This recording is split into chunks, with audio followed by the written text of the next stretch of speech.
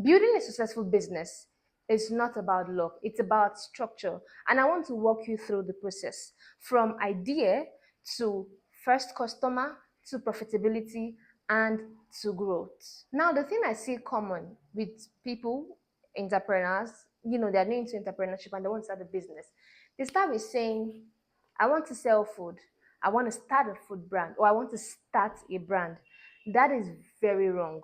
What you do is that you don't start with a product, you start with a problem. So now the things you do is you ask yourself questions like, what are people struggling with?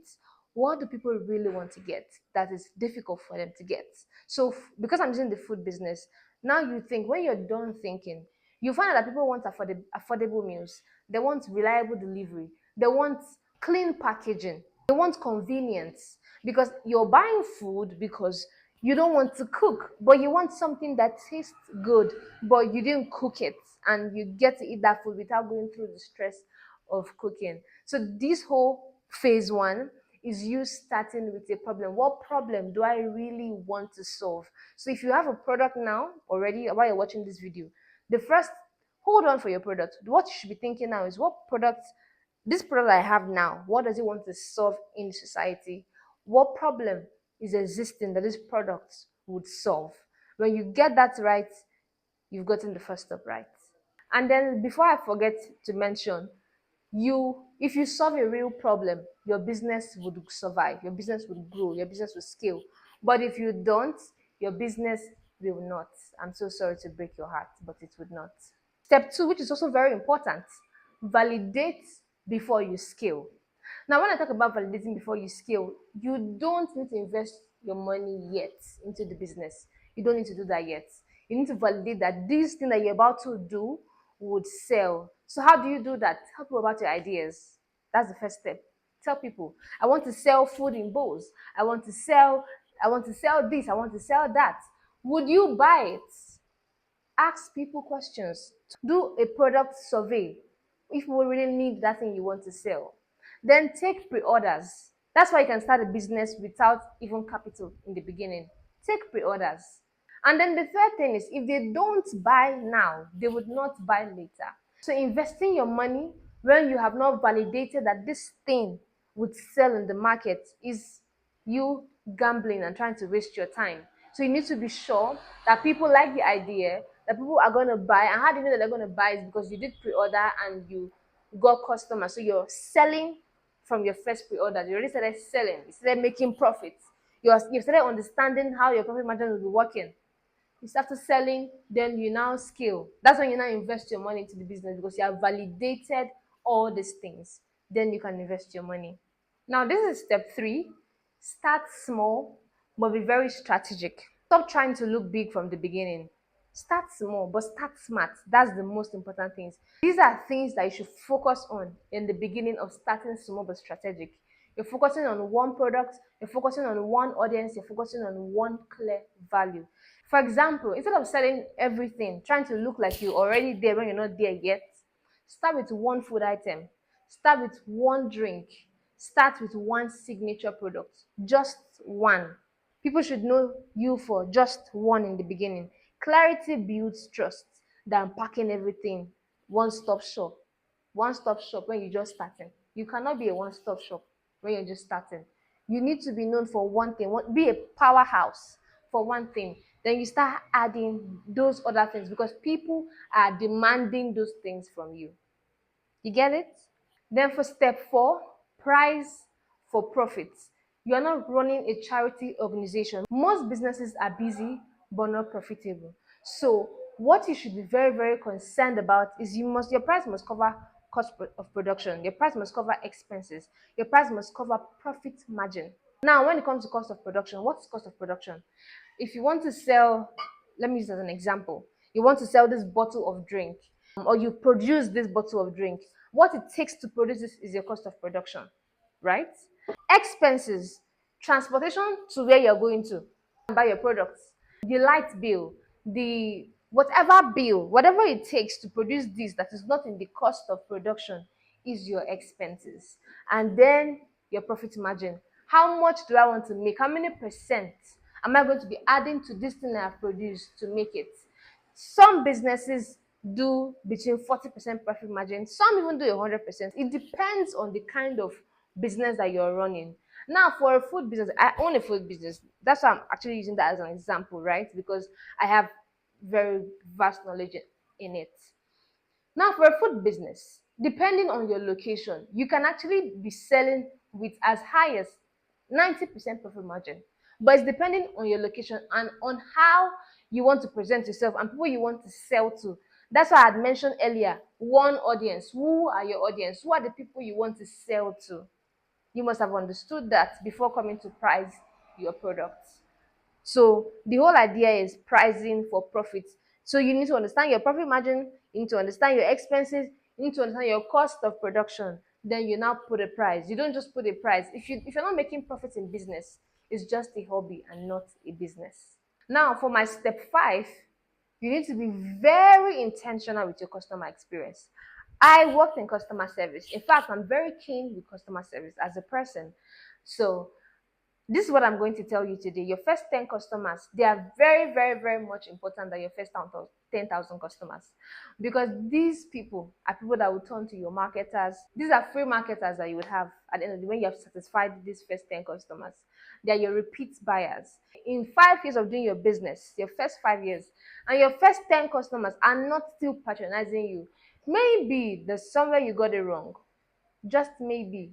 But when you have discovered that you didn't get it wrong, of course you can move ahead without them. But these first 10 people that believed in your product and bought from you, you should satisfy them. They should turn to loyal people in your brand. You understand what I'm saying? When you know that you have priced your product for profits, you must be very, very intentional with your customer service. Your business should be built on customer referrals. If you have a business that's strongly built on referrals, trust me, that business is not going to die anytime soon. Sometimes new it's easier to actually have repeat buyers and referrals than getting new customers. People don't just trust anybody and buy things from them. But people that have already trusted you can easily influence 1,000 persons to buy from you from just a word of mouth, from just in a family meeting. Oh, I got this thing from so brand and it was so nice. Their customer service is top notch. They are very good. Trust me. Those people there, it has registered in their head, especially when it's from someone that they really respect. That if this person bought from here and trust this brand, I can buy here. And something they may not even have bought, but they'll go and tell their friends that these people sell something like this and that stuff is really nice. So you really, really, really want to satisfy your very first customers, your very first 10 customers. You really want to make sure that they're satisfied, they're loyal, and they're not leaving you. The next step is that you need to track your money. Most business will fail because they don't understand their numbers. You need to understand and track your sales, your expenses, your profits, your cash flow. If you don't track your money, your business will confuse you. So there are several ways to tracking these things. First off, let me mention one very important one. Please don't mix personal money and business money. The moment you start doing that, you are in for a roller coaster of wrong business because you won't know which is your money and which is your business money, no matter how good you are with maths. So you need to be very, very, very, very intentional with these things. Now, your sales, how many things did you sell in a day? What did you sell as well? And then your expenses. When you were selling that thing, you know that you have staff to pay. If you already have staffs, you have rent, you have light bill, you have water bill, whatever bill that all comes together into making that product. Write down those expenses. And then on the profits, that one product that you sold, what was the profit margin on that product? Write it. Mind you, when it comes to profit, there's net profit and there's gross profit. You also need to understand that one. So you record your profits, right? When you recorded your profit, you know that, okay, this was my sales, this was my expenses for this sales that I made, this is my profit for this sales, and then there's cash flow. Cash flow is king in business. Without cash flow, a business may not function properly. So you need to also know that you are tracking your cash flow. These are the 4 important things you need to track in your business. And then another thing, which is step 7, is build systems. From the beginning of birth, you must have thought about the systems you want to put in your business. So build systems for production, Build systems for delivery, build systems for customer service, build systems for sales. If your business depends solely on you to exist, you would not scale. Because another thing that system does in your business, system builds consistency. When you have a system that's already built, you can be consistent. And what does consistency do? Consistency builds growth. So you would effortlessly grow when you have a system. You need to have a system properly for your business. And then for number 8 step on how your business will thrive, you need to market every day. It's a cheat code that I use in my business. I talk about my business every day. Either I use social media, either I use content, either I use word of mouth every day. If people don't know that you exist, they can't buy from you. So make sure you can have a number like 10 people. For every day that I wake up, I must tell 10 people about my business. I must tell 10 people what I do and how I deliver, So cultivate the habit. Even your workers, when you have staffs, they should talk about your business. Have a marketing structure, have a marketing budget as well. You're going to run ads. People should know about your business. Make sure that it's a consistent effort in putting into the business to making sure that people know that you exist.